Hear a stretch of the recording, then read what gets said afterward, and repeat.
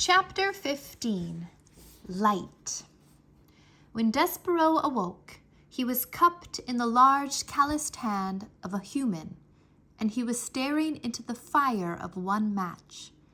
And beyond the match, there was a large dark eye looking directly at him. "A mouse with red thread," boomed the voice. "Oh, yes, Gregory knows the way of mice and rats.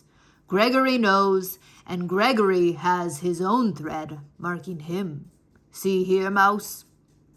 And the match was held to a candle, and the candle sputtered to life, and Despereaux saw that there was a rope tied around the man's ankle. "Here is the difference between us. Gregory's rope saves him, and your thread will be the death of you." The man blew the candle out, and the darkness descended, and the man's hand closed more tightly around Despereaux, and Despereaux felt his beleaguered heart start up a crazy rhythm of fear. "Who are you?" he whispered.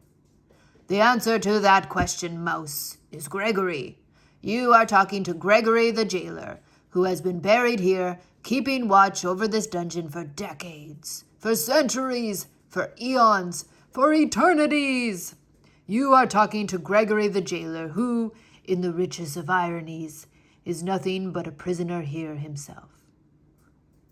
"Oh," said Despereaux. May I get down, Gregory?" "The mouse wants to know if Gregory the jailer will let him go. Here, in this dungeon, you are in the treacherous dark heart of the world, and if Gregory were to release you, the twistings and turnings and dead ends and false doorways of this place would swallow you for all eternity. Only Gregory and the rats can find their way through this maze. The rats because they know, because the way of it mirrors their own dark hearts, and Gregory because the rope is forever tied to his ankle to guide him back to the beginning. Gregory would let you go, but you would only beg him to take you up again. The rats are coming for you, you see." "They are?" "Listen," said Gregory.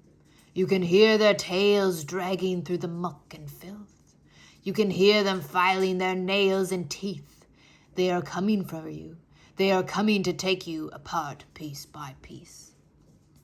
Despereaux listened, and he was quite certain that he heard the nails and teeth of the rats, the sound of sharp things being made sharper still. "They will strip all the fur from your flesh and all the flesh from your bones.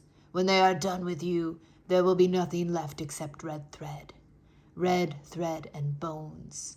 Gregory has seen it many times, the tragic end of a mouse." "But I need to live," said Despereaux. "I can't die." "You cannot die? Ah, that is lovely. He says he cannot die." Gregory closed his hand more tightly around Despereaux. "And why would that be, mouse? Why is it that you cannot die?" "Because I'm in love. I love somebody, and it is my duty to serve her." "Love?" said Gregory. "Love? Hark you! I will show you the twisted results of love." Another match was struck. The candle was lit again, and Gregory held it up so that its flame illuminated a massive, towering, teetering pile of spoons and kettles and soup bowls. "Look on that, mouse," said Gregory. "That is a monument to the foolishness of love." "What is it?" asked Despereaux. He stared at the great tower that reached up, up, up into the blackness. "What it looks like. Spoons, bowls, kettles, all of them gathered here as hard evidence of the pain of loving a living thing. The king loved the queen, and the queen died. This monstrosity, this junk heap, is the result of love." "I don't understand," said Despereaux. "And you will not understand until you lose what you love. But enough about love," said Gregory. He blew out the candle. "We will talk instead about your life, and how Gregory will save it, if you so desire." Why would you save me? Despereaux asked. Have you saved any of the other mice? Never, said Gregory. Not one. Why would you save me then? Because you, Mouse, can tell Gregory a story. Stories are light. Light is precious in a world so dark. Begin at the beginning. Tell Gregory a story. Make some light. And because Despereaux wanted very much to live, he said, Once upon a time. Yes, said Gregory happily. He raised his hand.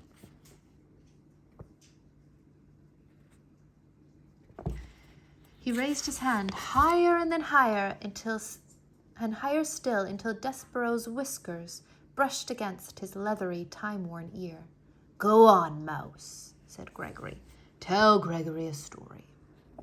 And it was in this way that Despereaux became the only mouse sent to the dungeon whom the rats did not reduce to a pile of bones and a piece of red thread. It was in this way that Despereaux was saved. Reader, if you don't mind, that is where we will leave our small mouse for now. In the dark of the dungeon, in the hand of an old jailer, telling a story to save himself. It is time for us to turn our attention elsewhere. Time for us, reader, to speak of rats, and of one rat in particular. End of the first